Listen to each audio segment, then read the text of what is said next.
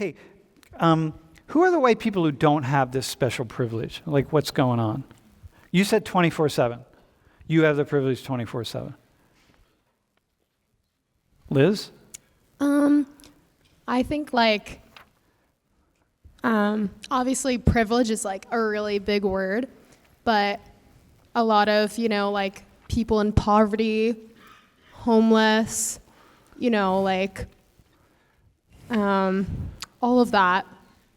And I would never say that they were privileged because they I don't think that they have any of the same opportunities that any of us, no matter what color, have. Okay, white people are homeless. But if you have a white person who's homeless and a black or brown person that's homeless, who has more privilege? Yeah, I would obviously say the white person then, they might be, I guess it's all situational, but I would say, yes, that person is still overprivileged over, a black person. So when you say it's situational, what do you mean by that? Well, I think it's just I feel like it's not an every time thing.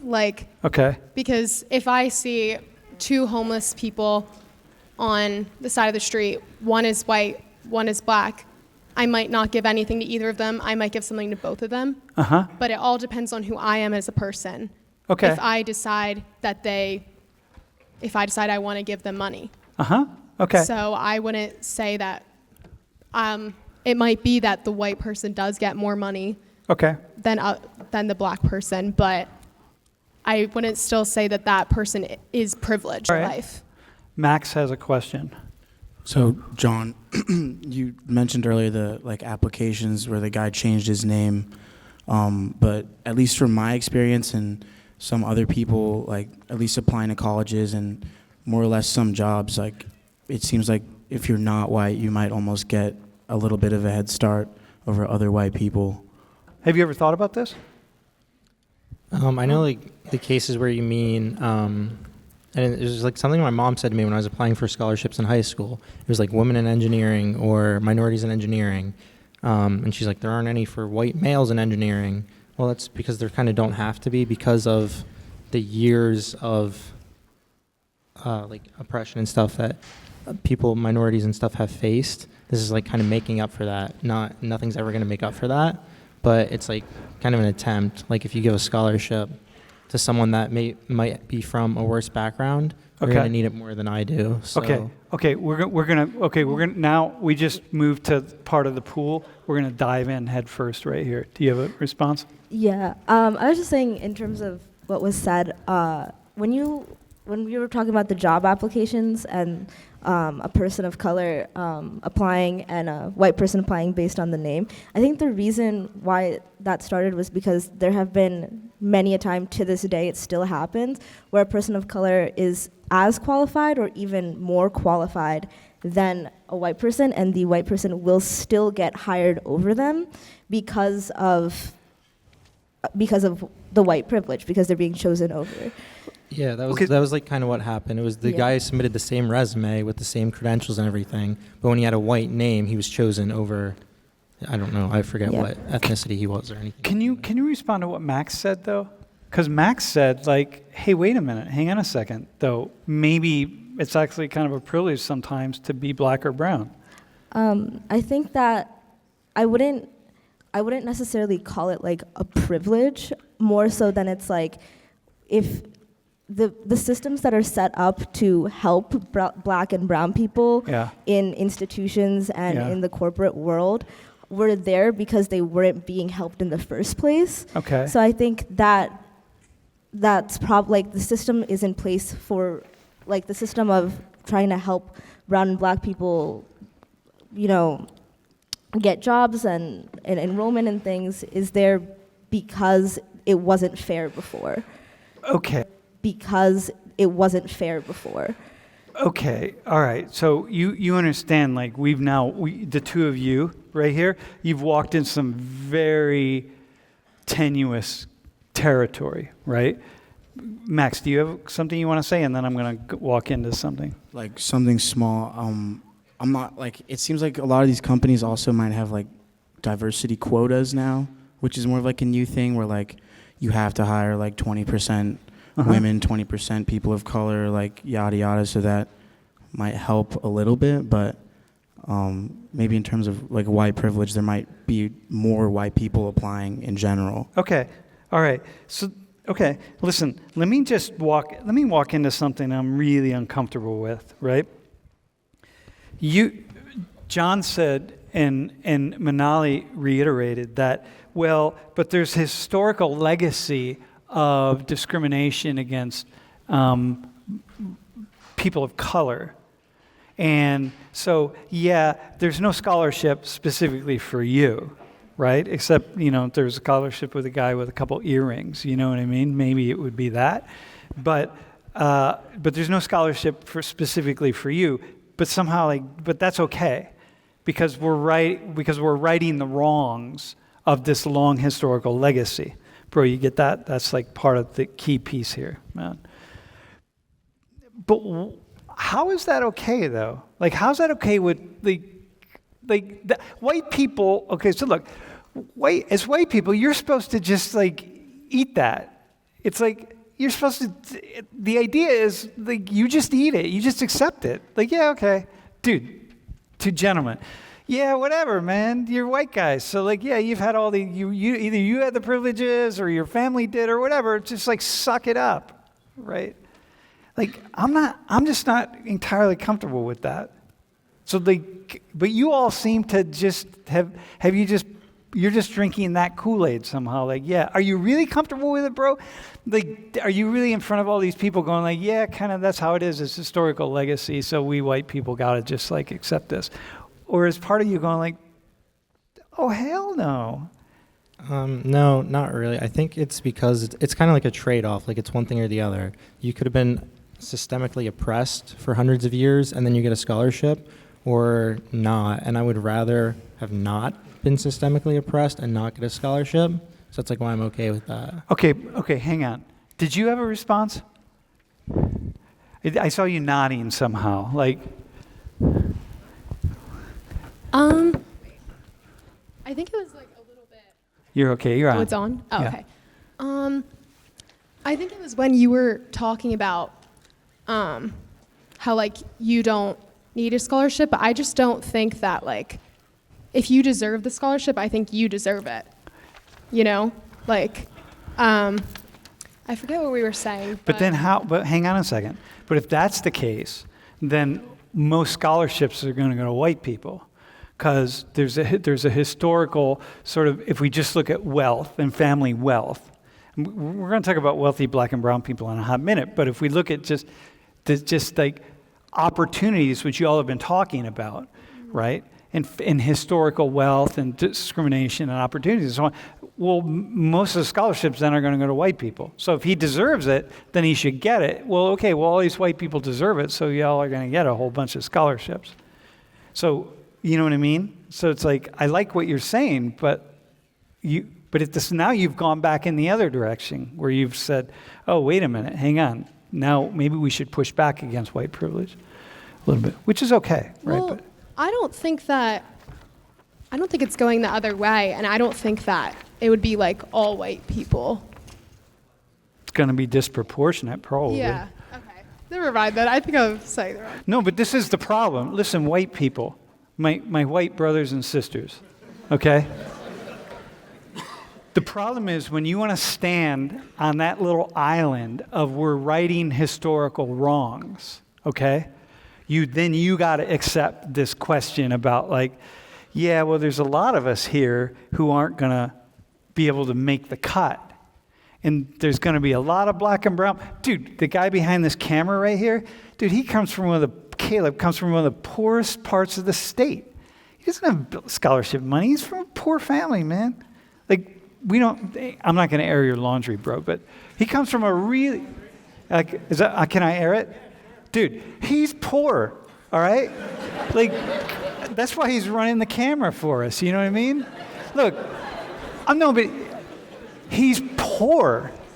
And there are black people and brown people in this room. Are you rich, bro? Are you wealthy? Do your family have money? Yeah? Dude, you're not. Middle class? Okay. Dude, she's rich. You know what I mean? And he's from New York. You're from New York, right? Lives in Virginia. He's out of state. So clearly you can afford that. So he's at least rich enough to afford out of state tuition. There are black and brown people in here, y'all, who are rich. Not Caleb, man. Caleb doesn't have any scholarships. Nobody came along and said, oh, you live in that poor, podunk, little shitty, poor area up in northwest Pennsylvania. We'll hook you up, my friend. Like, no. So now what do? Nicole, John's on the hot seat, bail him out. Because you've all drank the Kool-Aid. White people, if you're drinking that Kool-Aid, you're going to come up against this, and you're going to have to deal with it. Sounds to me like it's a little bit of a problem. Do you have a response? Not really. I don't have an opinion. Have you thought about that? What do you do with Caleb here? And John, let me just ask you, dude, what do you do with Caleb versus the black student in class who is from the upper class family? You got to make the decision, right? Historical legacies, because, you're black, so we got that, right? Or you're Chicano or something. Like, what do you do? You said, like, when we were talking about scholarships, if you gave them to people that were more qualified, they most go to white people. Is that because of like the history of oppression and stuff? Like, I feel like minorities. We were just looking at scholarships. Like that would be the case, but nonetheless, go ahead. I feel like first off, most scholarships do end up going to white people, right? So this is not this idea that when you look in this room and you see black and brown people and you have this idea that they're all on scholarship. That's not yet. That's not okay. There's a lot of white people with a lot of scholarships in here. Go ahead, bro. I think that white people kind of have like a head start, like just based on the color of their skin. Okay, but he doesn't. Yeah, so I feel like, sorry, Caleb, he's like the exception in a way. I don't know. Go, hang on. Can you go to the next slide? Okay, so here's poverty by ancestry. So 40 million white people in the U.S. are poor. That's a lot of poor white people. Is it just because there's so many more white people? There's so many more white people. Proportionally, what are like the percents? Like proportionally, yeah. Do you know what those numbers are? Like what's the percent of? So the percent of the lowest proportionate percent of poverty is among Asians, okay? We're going to explain that later.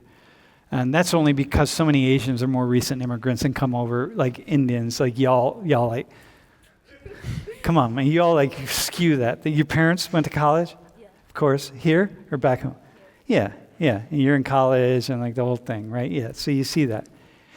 So the highest level of poverty is black people. First off, is Native Americans, hands down. And then black people, then Hispanic, and then white people. But nonetheless, we're still just talking about numbers. I like how you all went to proportions because that's really important. But we're just looking at, there's 40 million, there are more poor white people in the U.S. than there are poor black and brown people. Okay, now, white privilege. So where does, but you're telling me that Caleb, nonetheless, he's poor, he still has privilege. That the wealthiest black or brown, than Manali, he still has more privilege than she has. So Nicole, could you explain what privilege does Caleb have besides the fact that he gets to run the camera because he's poor, right? What privilege does he have that she doesn't have? I guess just all of the other privileges that we were taught. He doesn't have to think of it. He just lives life.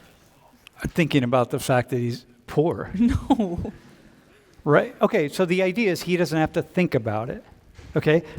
Do you have a thought on that? I think it's kind of I acknowledge I have privilege in terms of financial stuff, but if we go back to the example we were using earlier, and me and Caleb both applied to a job, right? And so we both applied to a job, and he writes his name's Caleb, and I write my name's Manali. Okay. And whoever's hiring chooses Caleb over me if I have the same exact qualifications as him. Okay, hang on, be careful, right? So these studies like this, That doesn't mean that he will get chosen every time over you. What we see, and I'm going to show you a few of these studies, what it means is that, we see the examples where when we control for everything, he's often more likely to get chosen over you. But that doesn't mean every time. It could be like he's 5% more likely to get chosen or 10% or something like that. So be careful, right? Like don't go into the white privilege thing and be making it such a big, huge thing that it's happening all the time in every situation constantly, okay? So, but aren't there a lot of other things for him, right? Like maybe people would say, but this Benali, yeah, her parents, she's Indian. She's Bengali. West Bengal? I recognize her name. She's Bengali, right? So, okay, parents probably went to college. She's in Ghana. Okay, yeah, let's bring her in because you're going to be like, of a certain kind of person that we want. Whereas it's not going to take you very long to realize Caleb is poor. Like it's going to be hard. It may be because he wears black shoes with a brown belt because he didn't learn not to do that. Bro, you don't even know. You have no idea. I'm going to teach you something right now, bro. When you go on job interviews, because you didn't learn this, I'm sure. Don't wear black shoes and a brown belt or vice versa. Like, bad idea. It's just tip-offs of your social class. It's just tip-offs. Like, you're not going to do it. You're not going to do that. Yeah, you're not going to do that. You didn't know that? Okay, you might do it. Don't do it, right?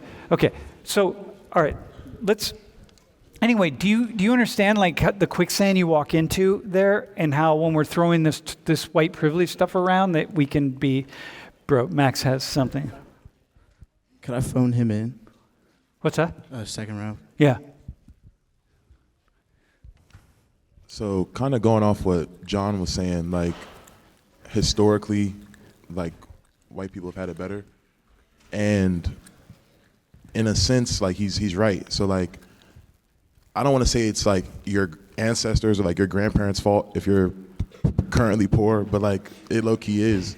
Dude, like, but they didn't. I'm from the South. Yeah. Like all my current family and like all my current cousins live in like a 75-mile radius of the plantation that they worked on however many hundreds of years ago. Mm-hmm. My grandma had to pick cotton when she was growing up, like not like slavery because she's not that old, but like, yeah. And like my dad was like first generation college in his family, same thing with my mom. And like they had to work hard. Like they're both doctors now, like, but white people have had that opportunity for hundreds of years. Like my mom went to a segregated elementary school. Like, yeah. So what is it that, so black people use this term a lot. These are white people who fumbled their privilege, right? Have you heard that? Fumbled the bag, yeah. Yeah, fumbled. Yeah. That's my family, by the way. I trace my family back to Virginia. By the way, I do have someone in my family who owns slaves, by the way. So people say that. They go, I don't own a slave. I do, actually. But they've been around 300 years. And I grew up in the working class. I'm like, damn, man. I look backwards and I'm like, we've been fumbling our privilege generation after generation. So then what's the issue, though? Because Caleb then says, yeah, I hear this conversation about white privilege, and I'm like, maybe my ancestors fumbled their privilege, but like, what? How and why is this about me? Sorry, Caleb. It's just kind of like tough nuts for you, I guess. Like, you had 400 years. Like, I don't know. Not like Caleb specifically, but like, no, I got you. You know, like, love you, Caleb, but it's just what it is. Yeah. Dude, he's the guy right now who's either has you in focus or he has you out of focus. So like, keep him in focus, man. Yeah, I mean, this is the problem, right? I mean, this is it. So this is where we're at. Yeah, I hear you. I hear that.